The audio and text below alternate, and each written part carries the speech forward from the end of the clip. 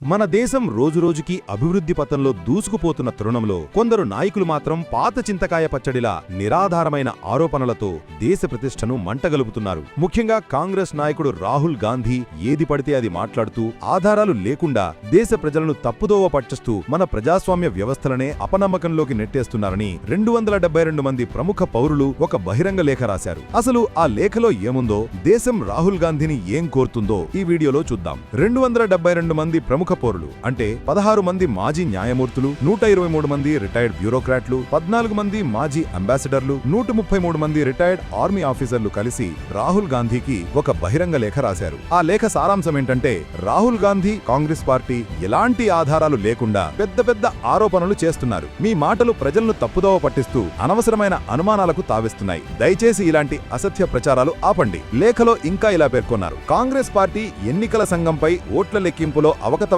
జరిగాయని గట్టిగా ఆరోపించింది. కానీ ఆ ఆరోపణలను నిరూపించడానికి ఒక్క ఆధారాన్ని కూడా చూపించలేదు. ఎలాంటి అధికారిక ఫిర్యాదు కూడా చేయలేదు. ఈ మాటలన్నీ బాధ్యతాయుతమైన నాయకత్వానికి నిదర్శనం కాదని, ఇవి కేవలం రాజకీయ నిరాశ, కోపం మాత్రమే చూపిస్తున్నాయని ఆ పౌరులు స్పష్టం చేశారు. మన దేశ ప్రజాస్వామ్యాన్ని నిలబెట్టే ఎన్నికల సంఘం, న్యాయస్థానాలు, సైన్యం వంటి కీలక సంస్థలపై ప్రజలకు నమ్మకం లేకుండా చేయడం చాలా ప్రమాదకరం. ఒక్కసారి ప్రజల నమ్మకం దెబ్బతింటే మన ప్రజాస్వామ్య వ్యవస్థ బలహీనపడుతుంది. దానివల్ల దేశానికే నష్టం జరుగుతుంది అని ఆ లేఖలో హెచ్చరించారు. ఈ ప్రముఖ పౌరులు ఏమంటున్నారంటే, బాధ్యతాయుతమైన రాజకీయాలంటే సత్యం, సాక్ష్యం ఉండాలి. కానీ కాంగ్రెస్ చేస్తున్న ఆరోపణలు చూస్తే అవి పెద్దగా వినిపించినా వాటి వెనుక ఎలాంటి వాస్తవం లేదని స్పష్టంగా తెలుస్తోంది. అందుకే దేశం మొత్తంగా రాహుల్ గాంధీని, ఆయన పార్టీని కోరుకుంటున్నది ఒక్కటే, దయచేసి ఆపండి. అనవసరమైన ఆరోపణలు, అవాస్తవాలు ప్రచారం చేయడం ఆపండి. దేశాన్ని, దేశ ప్రజలను తప్పుదోవ పట్టించడం ఆపండి. ఈ విషయంపై మీ అభిప్రాయం ఏంటో కింద కామెంట్స్ లో చెప్పండి. ఈ 272 మంది ప్రముఖుల లేఖ